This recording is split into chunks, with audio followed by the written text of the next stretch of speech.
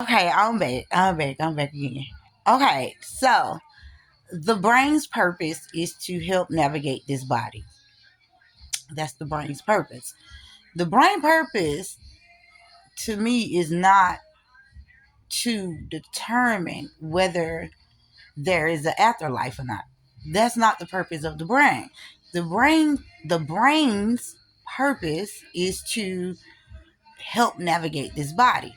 So, therefore, if you have a suggestion box and that box is sending signal waves, patterns, sparks, oxygen, all of these good things, then the brain has to receive those waves, those patterns, those signals, that oxygen, things in that matter. So the brain is a receiver in this situation, I think, because how can the brain be primary if it's a receiver? A receiver is something that consumes. So the brain is helping navigate this body. That's what I think. I'm not saying I'm right. That's what I think. Then I think about if a body is unconscious and it still has action or motion, it still has motion. I think about that. And the reasoning to me why the body still have motion is because there's still blood there. There's still plasmic connections, signals and consumptions and protections, even through the tissue networks and things like that. So what I'm trying to say is that as long as that unawake body has that blood flowing through it, it's gonna always have motion. But it do becomes a moment when that body releases itself from its own unconscious state. It releases itself from its own unconscious state. Um, so without the suggestion box, I feel like the brain really doesn't have any capacity. It doesn't hold any capacity. It doesn't have any capacity at all, because if the brain stops receiving this thing of oxygen, this oxygen is also coming from the suggestion box. Now, the suggestion box is giving off signal, pattern, waves, sparks. These sparks and waves of patterns and patterns is also compound with these oxygenated levels. So therefore, when the brain no longer is receiving these possibilities, it doesn't, to me, I'm not saying that it's a fact. I wish I knew it was a fact, because I would say it's a fact. That doesn't mean that the suggestion box energy is depleted or is completely dissolved.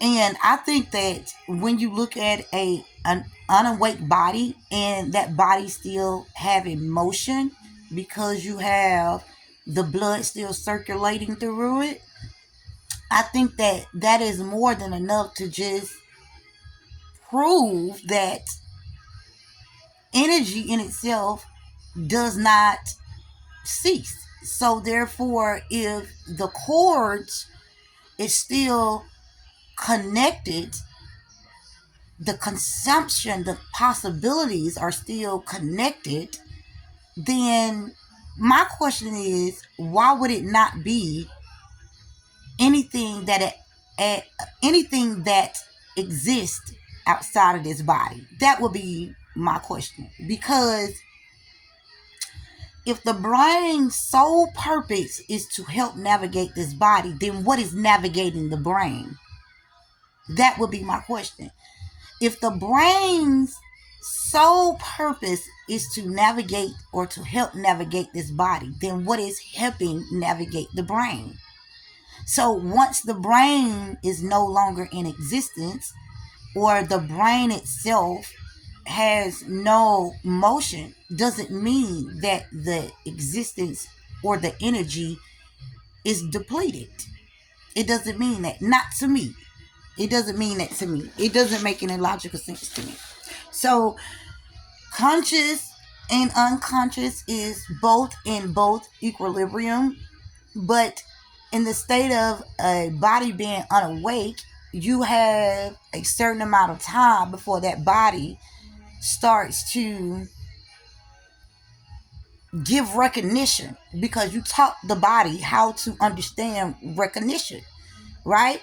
Based upon once the brain patterns become constant, once that consistency is gone, once it's gone, then there is nothing to recognize anymore. So based upon the fact that when we do give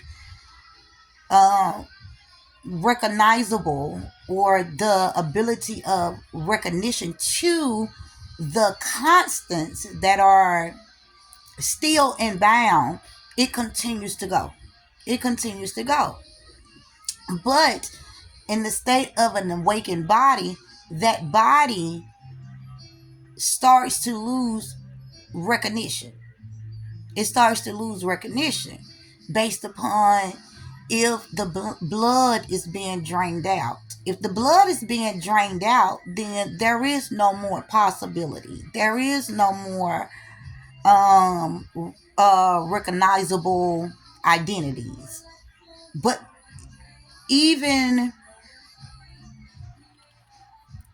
based upon the limitation, because there is a limitation. So based upon the limitation, then yes, the body starts to poop itself. It starts to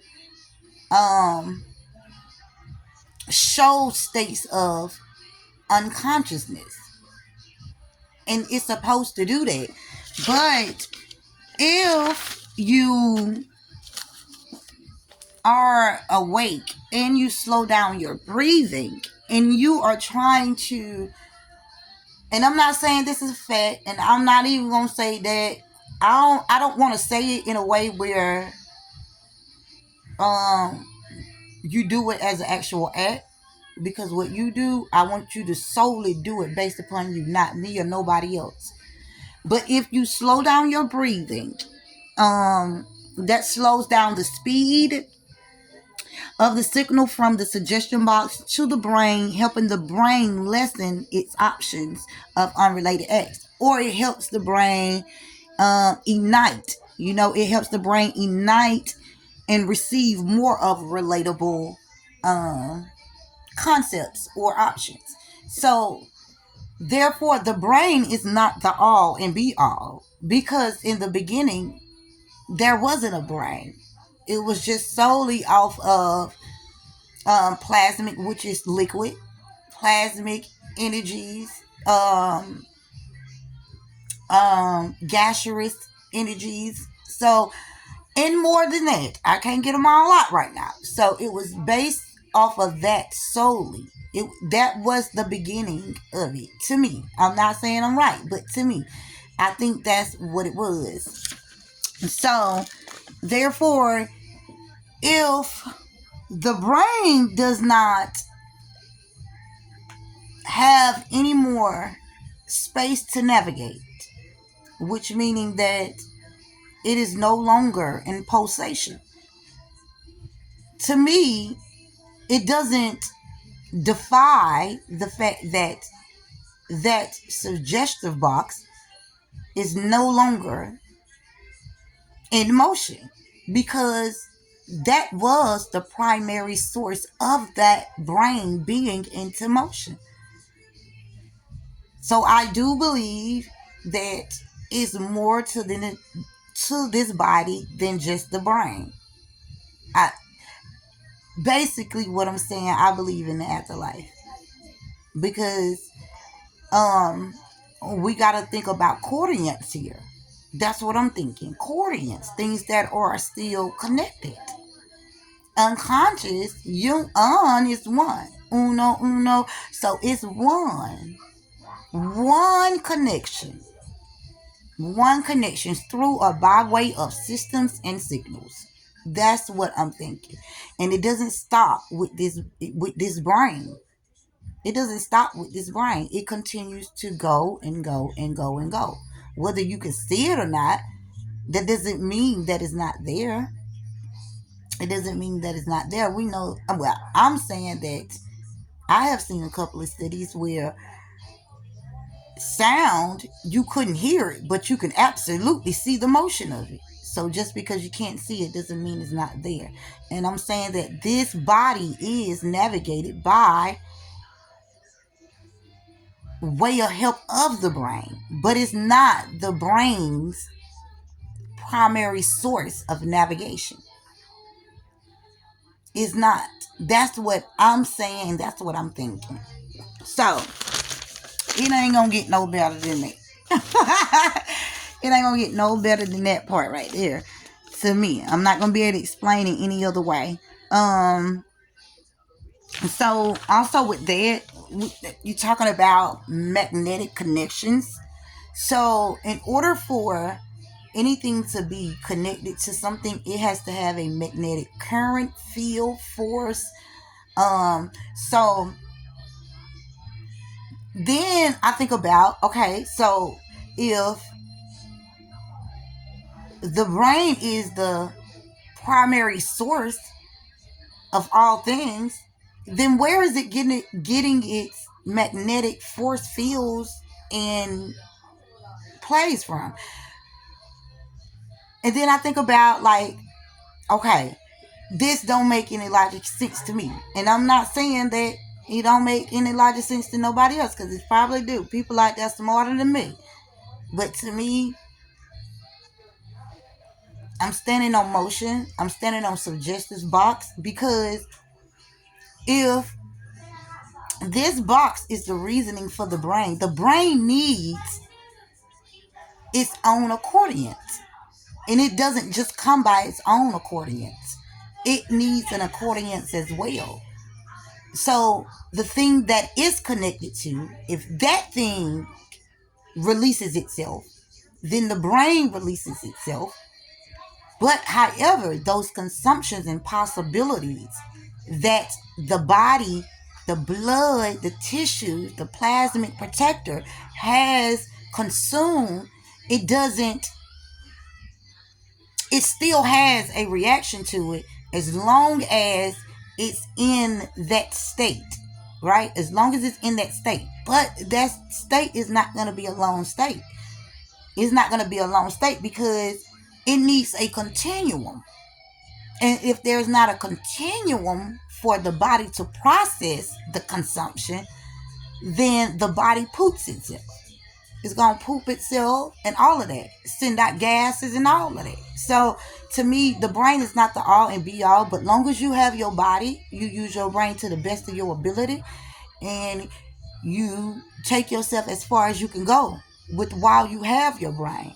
Your brain purpose is to help you navigate, move around, walk, have options, consume. It's a consumer. It's a consumer.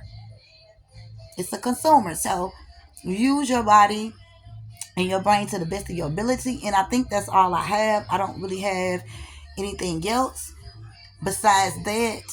And this gonna be the best that I can get it to try to explain my explanation. That's what I'm saying, how I'm saying it, and things like that. So I'll be back, and then I'm gonna go ahead and do these numbers. The 7.00. Where I got it at? I did see it one time. That big number. I think it's a 10-digit number. So I'm gonna go ahead and do that one on the next one. I'm gonna go ahead and do that one, turn that into a whole number and also a fraction. I can also turn it into another decimal. I can turn it into a percentage, but both of those percentages and decimals are multiplication. It doesn't matter how you want to form it. It doesn't matter how you want to explain it to me in my visible eyes. It's just extra work to keep you, on a longer path to discover or to find the answer you're looking for. So I'm going to do a 10-digit number, and I'm going to show you all how. I'm actually going to show you all how I do this 10-digit problem. So you all won't think I'm just making it up, or you won't think that I just came up with numbers in my head. And I'm also going to come back down to your percentage, and it's going to come down to your decimal. So I'm going to make it make sense for you. So therefore, the brain needs something to absolutely help navigate it. The brain needs something to navigate it. So the brain can't be the all and be all. It's unlogical to me. So therefore, I love y'all, and I'm done, y'all, because I done did this a million times. A million times. Not literally, but, a million times. So, I love y'all, and that's it, and I'll be back. And, this video is for you. Definitely my aunt. It's definitely for you. And if I'm not correct, let me know, and I'll go back, and I'll do it all over again. And giving up is not an option. Tiring is always there, but giving up is not an option. So y'all got this. Y'all got this. I'm telling you, y'all got this. And I love y'all. And I'm out. I'm out, y'all.